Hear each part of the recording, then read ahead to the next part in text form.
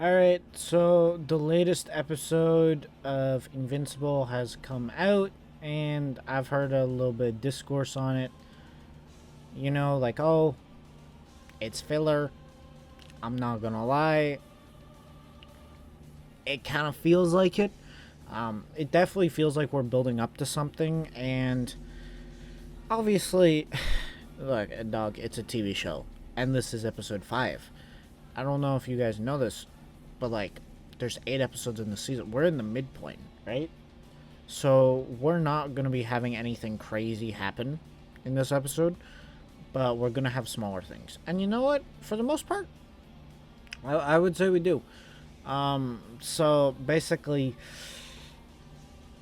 we the order gets explored more this episode, and we also get a little bit of character stuff with the Guardians, like for example Rex and Shrinking Girl, and that's pretty cute. It's good. I solidly enjoy that. But then there is also the interesting fact of,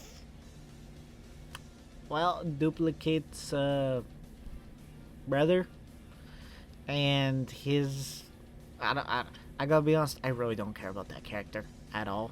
You know, he's a more badass version of Duplicate, but it's also like, bro, the cooler version of a weak fodder character is still a weak fodder character, right? Like, they don't really matter. But they don't matter that much, and I don't really care, and I didn't really care about them escaping. So, yeah. I mean, unless they, like, have a really. Not a really good redemption arc, but, like, if they let Rex get his, get back, that'd be. That. That would definitely. I would very much enjoy that. But anyway, um, I'm just gonna be frank. I didn't think that this episode is that crazy, and I'm trying to be more lenient on it as it is an episode 5. But at the same time, I am here for crazy, invincible content. Plot twists, deep characters, good right.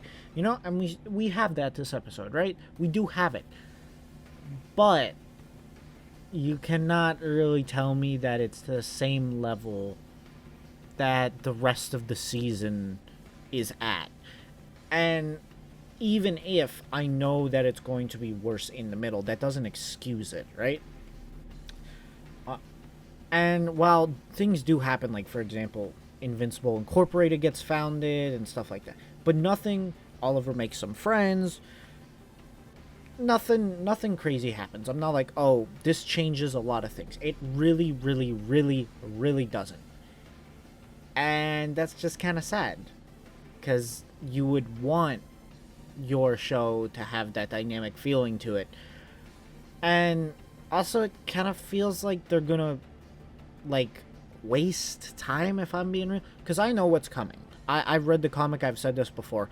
I know what is on the horizon. And saying right now, I would rather have had that stuff fleshed out more than having this stuff. I enjoy the subplot, and thank goodness this subplot was only 1 episode, because if it took up like 2 or 3, it genuinely would have ruined the season. But even saying that, honestly, I feel like they could have cut some stuff. In particular, the fighting of the dragon. I gotta be honest, it wasn't that good of a fight, even for like Invincible fights. There wasn't a high emphasis on impact, there wasn't that great sound design, and it didn't really engage me very much, which is super odd, because even if Invincible doesn't have a fantastic even if Invincible does not have fantastic choreography or animation, it still normally delivers on its fights with its character interactions, character differences, and impact through the use of sound.